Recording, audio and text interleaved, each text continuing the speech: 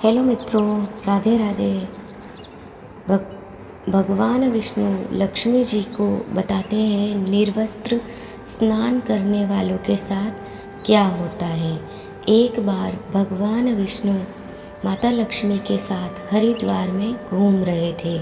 माता लक्ष्मी ने देखा कि सारे मनुष्य गंगा में नहा नहा कर हर हर गंगे कहते जा रहे हैं, परंतु सभी लोग दुखी और परेशान है।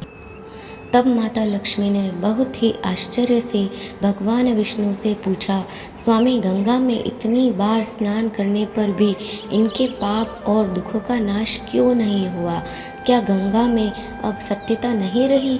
भगवान विष्णु बोले, गंगा में तो वही सामर्थ्य है, परंतु इन लोगों ने पाप नाशनी गंगा में स्नान ही नहीं किया, फिर इन्हें लाभ कैसे मिलेगा?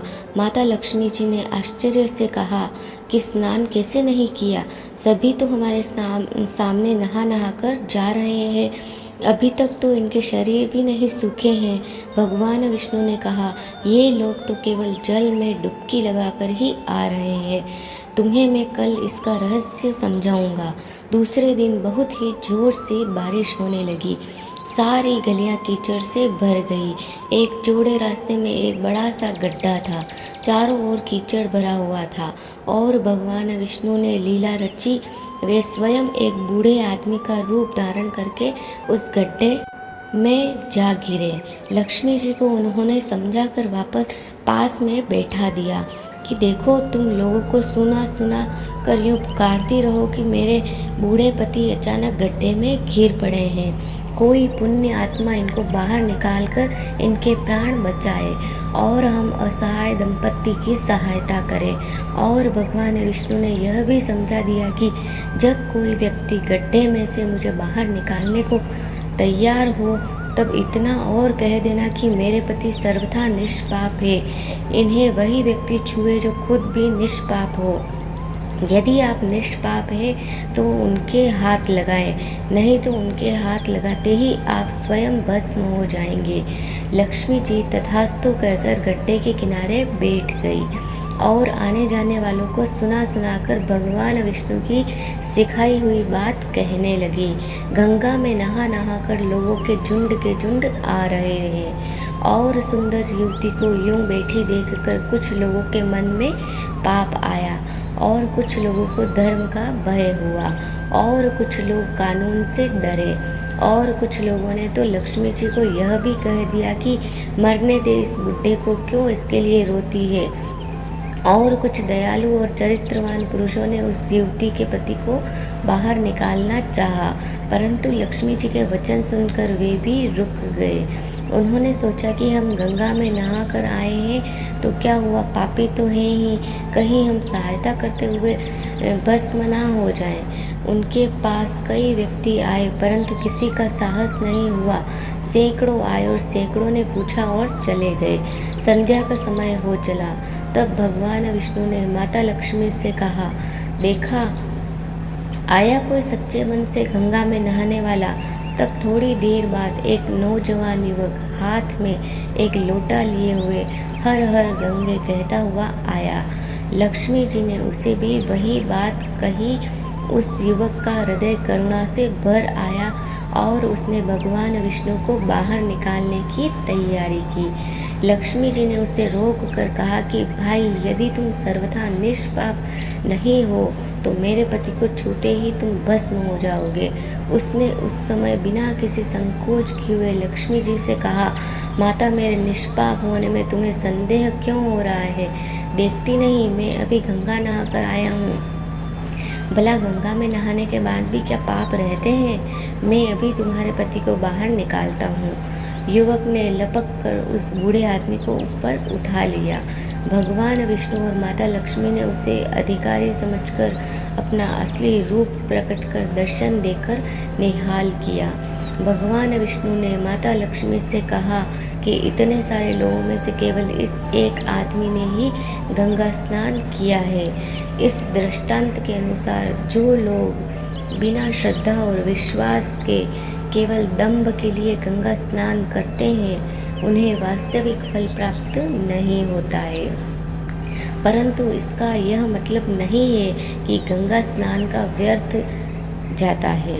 गंगा स्नान का बहुत पुण्य भी है। इसके बाद भगवान विष्णु ने माता लक्ष्मी से कहा, अब मैं आपको वो 12 बातें बताता हूँ। जो भी मनुष्य इन 12 बातों को नहाते समय ध्यान रखता है वह कभी भी दुखी नहीं रहता है। उसके घर में लक्ष्मी का वास होता है, उसके घर में अपार संपत्ति आती है, घर में कभी भी लड़ाई झगड़ा नहीं होता है, उसका पूरा परिवार हंसी खुशी जीवन व्यतीत करता है। तब माता लक्ष्मी ने कहा, हे स्वामी, आप हमें यह 12 बातें बताइए। इसके बाद भगवान विष्णु उन बातों को बताना शुरू करते हैं और माता लक्ष्मी ध्यान से सुनने लगती है। इसके बाद भगवान विष्णु बताते हैं, प्रिय, यह 12 बातें बताने के बाद मैं एक और बात बताऊंगा कि जो औरतें कपड़े खोलकर नहाती हैं उनके लिए यह बात बहुत ही महत्वपूर्ण है। हे देवी, आप इस बात को बहुत ही ध्यान लगाकर सुनना। तभी भगवान विष्णु अपनी बातें सुनाने लगते हैं। भगवान विष्णु कहते हैं, स्नान करने से शरीर निरोगी रहता है और मन प्रसन्न रहता है। नहाने से चेहरे की कांति और शारीरिक आकर्षण में भी बढ़ोतरी होती है। अगर इस नित्य कर्म के दौरान कुछ बातों का ध्यान रखा जाए तो आध्यात्मिक से भी ज़्यादा लाभ पाया जा सकता है। नहाने के कार्य में इन बातों का ध्यान जरूर रखा जाना चाहिए। स्नान करने के बाद शुद्ध होकर पूजा पाठ आदि सभी कार्य करने के योग्य बनते हैं।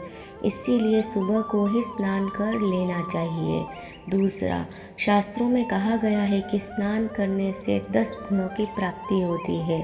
रूप, तेज, बल, पवित्रता, आयु, आरोग्य, निर्लोकता, सुविचार, निरोग और मेधा। तीसरा, धन, पुष्टि व आरोग्य और स्वास्थ्य चाहने वालों को हर मौसम में और हर दिन स्नान करना चाहिए। चौथा, शास्त्रों में कहा गया है कि सुबह स्नान करने से पाप का नाश होता है और पुण्य मिलता है। ऐसा कहा गया है कि सुबह नहाने वालों के पास नकारात्मक शक्तियाँ नहीं भटकती है, इसीलिए सुबह स्नान करना ही उचित है।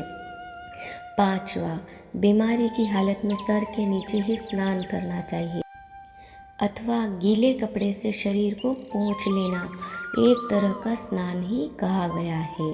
छठा, सुबह की लालिमा छाने से पहले ही स्नान करना श्रेष्ठ माना गया है। सातवां, तेल लगाकर और शरीर को मल मल कर नदी में नहाना मना है। इसकी जगह नदी से बाहर निकलकर तट पर ही शरीर साफ करके नदी में डुबकी लगाना उचित है। आठवां, जिन घाटों पर कपड़े धोए जाते हैं वहाँ का जल अपवित्र माना गया है, इसीलिए वहाँ से कुछ दूर हटकर दूर ही नहाना चाहिए।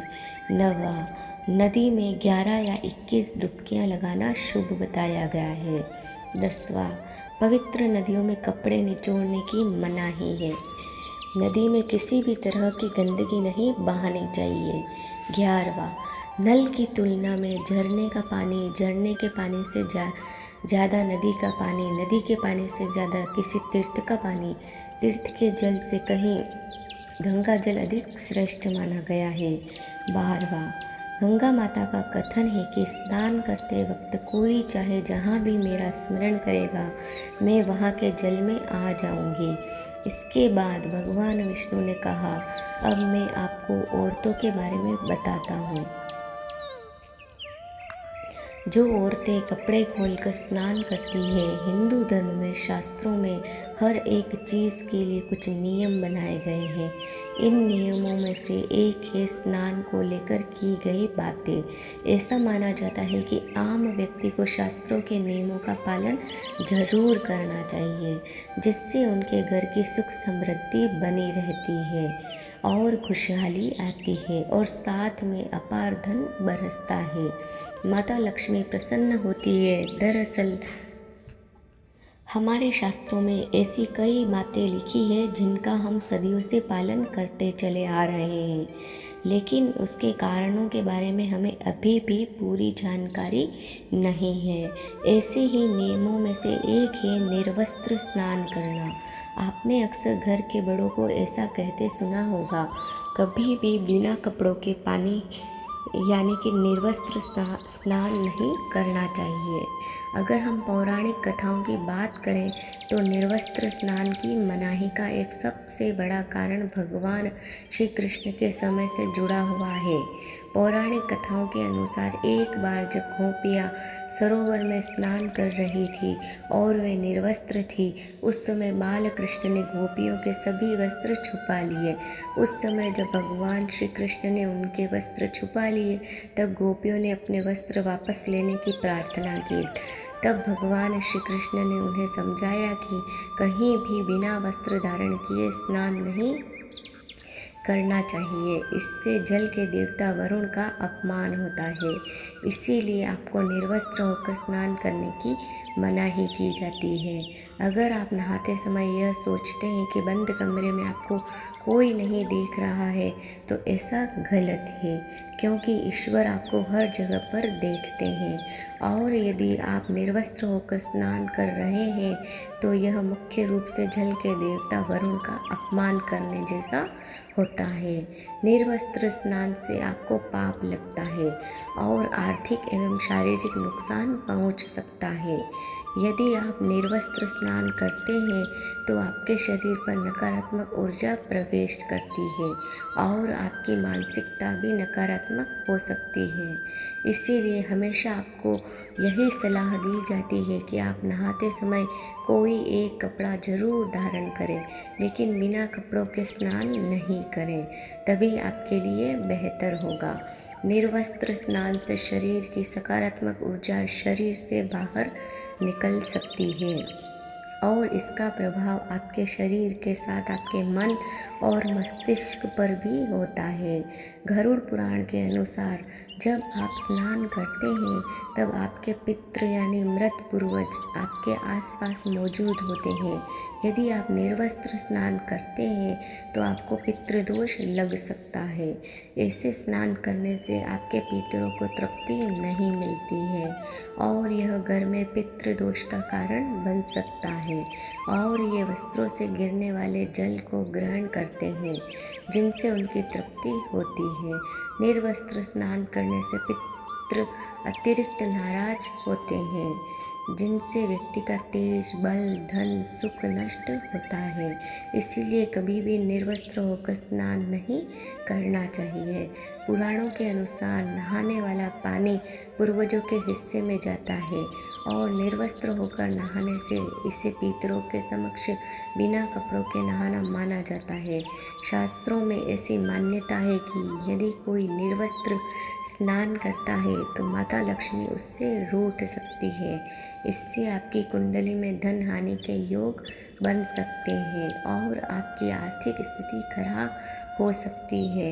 इसी कारण से आपको निर्वस्त्र स्नान न करने की सलाह दी जाती है और शास्त्रों में भी इस बात की मनाही है।